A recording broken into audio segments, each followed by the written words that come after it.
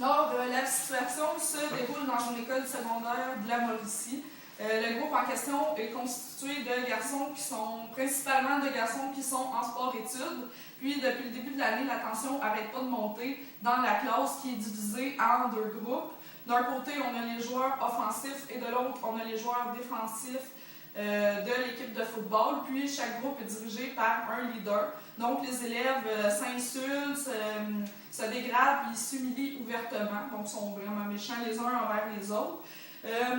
On constate qu'ils n'ont pas un niveau de cognition morale et sociale tellement élevé parce qu'ils ne prennent pas en compte, en s'insultant comme ça, les émotions, les points de vue des autres et leurs attitudes. Et ça, selon Cloutier.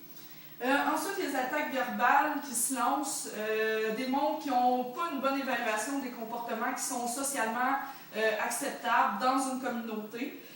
Toujours selon Cloutier, ça c'est la cognition morale. Puis, vu qu'ils ne font pas preuve d'une attitude éthique les uns envers les autres, puis que les deux groupes soient dirigés par des têtes fortes, ben, les élèves vont être encore plus portés à se harceler parce qu'ils ont, ils ont des mauvaises influences. Et ça, c'est selon Conquer et Rest.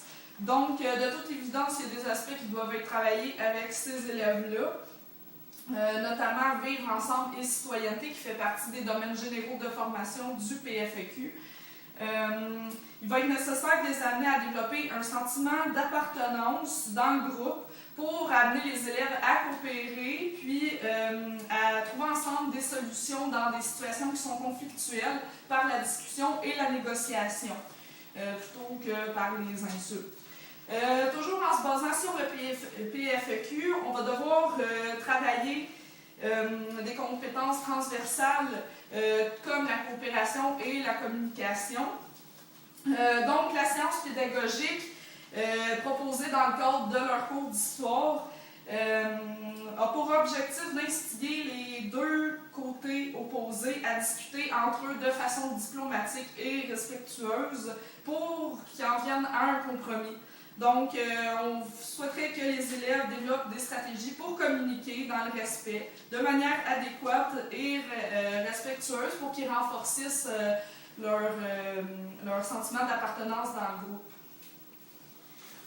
Pour la situation de transfert, on a décidé, en fait, la situation de découverte, on a décidé qu'elle s'appelait Qui sait communiquer s'assemble. Les deux objectifs généraux sont d'identifier les attitudes à avoir en communication et d'initier l'intelligence émotionnelle.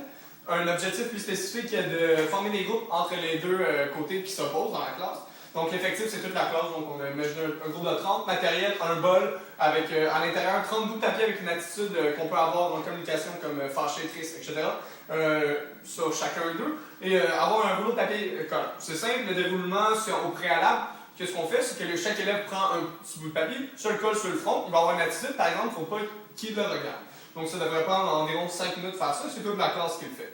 La deuxième étape, c'est que l'enseignant donne comme consigne de former des groupes par rapport, en se basant seulement avec des gens qui voulaient dialoguer avec l'attitude qu'ils ont dans le fond. Donc ça va faire un certain mélange dans la classe. Et en fait, une fois que c'est fait, l'enseignant doit leur demander de s'asseoir en groupe. Donc c'est normal qu'est-ce qui va arriver, c'est qu'il y a surtout le monde avec des bonnes attitudes qui vont s'asseoir ensemble, puis les gens qui ont des mauvaises attitudes vont s'asseoir seuls. Donc la dernière étape, justement, à propos de ça, c'est que les élèves enlèvent leur bout de papier qu'il y avait dans le front et vont regarder justement, ok, j'avais telle attitude, donc il va y avoir des qualités de transfert. Et à tour de rôle, de faire un tour de la classe, justement, on va commencer avec les élèves les plus à l'aise. C'est sûr que faire un tour de la classe de 30 personnes, c'est beaucoup. Donc, justement, si on raconte leur expérience vécue avec l'activité, donc en relation avec justement l'attitude qu'il y avait dans le fond. Et justement, à la fin, vraiment faire un retour sur ce qu'ils ont appris ou découvert grâce à ça. Puis quel point commun ou les différences qui ressortent. Donc ça peut être fait individuellement, comme en groupe, dépendamment il était de quel côté. Ça devrait prendre, on veut quand même que ça dure assez longtemps, comme 20 minutes, pour être sûr que tout le monde ait le temps de parler.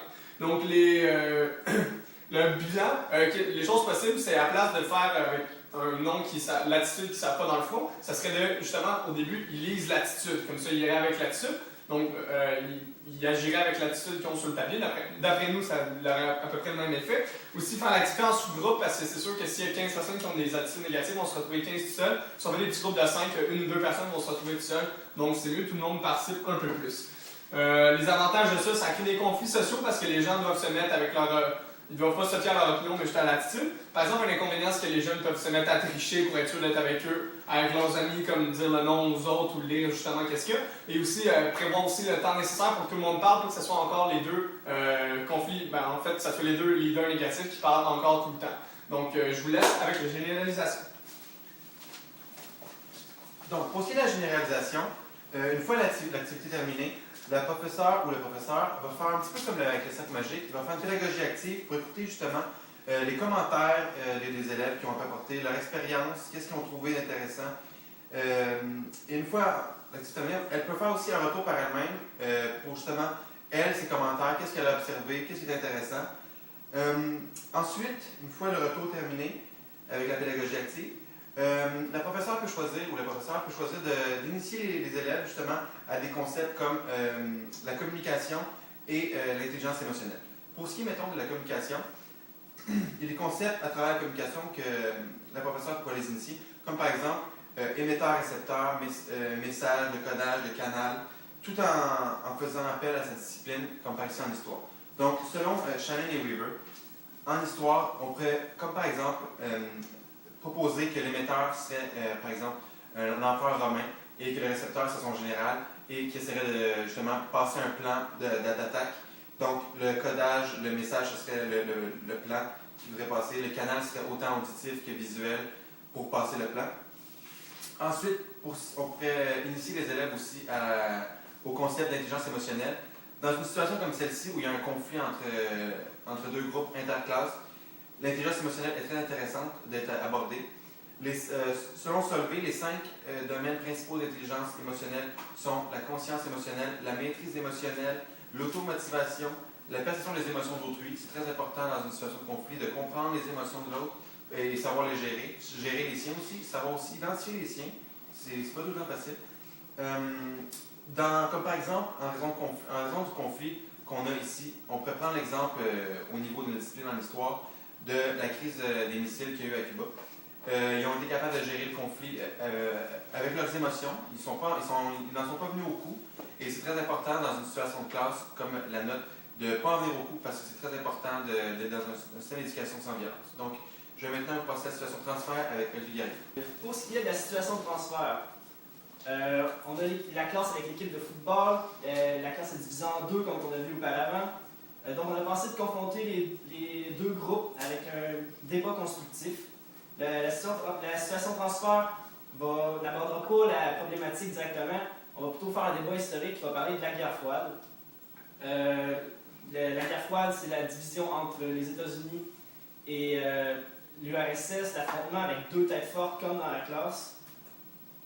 Le but de la situation de transfert est d'amener une réconciliation, on l'espère, ou encore une atmosphère de classe moins tendue. Les élèves vont être capables de communiquer de manière éthique et responsable.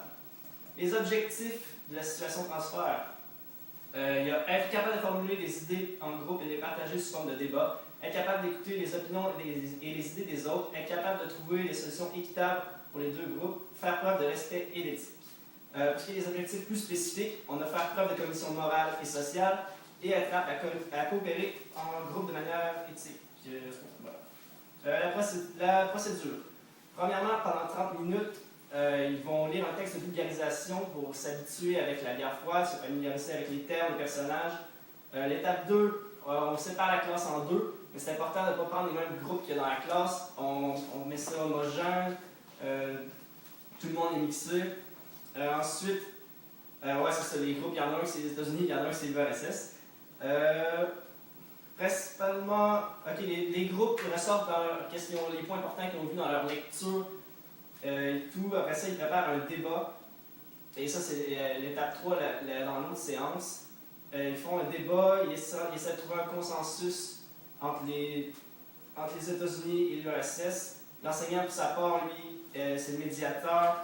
Il relance avec des thèmes et des questions. Le bilan. Si on a une grosse classe, ce serait important de faire des sous-groupes pour pas qu'il y ait des personnes timides qui ne partagent pas leurs opinions. L'avantage, c'est qu'ils peuvent se rendre compte que le climat dans la classe n'est pas sain et la situation de transport leur donne des outils pour être en mesure de régler leurs conflits de manière éthique responsable. L'inconvénient, c'est qu'il peut y avoir des pertes de temps durant l'étape 2 et l'étape 4, puisque c'est sujet à parler entre eux et tout. Et voilà aussi.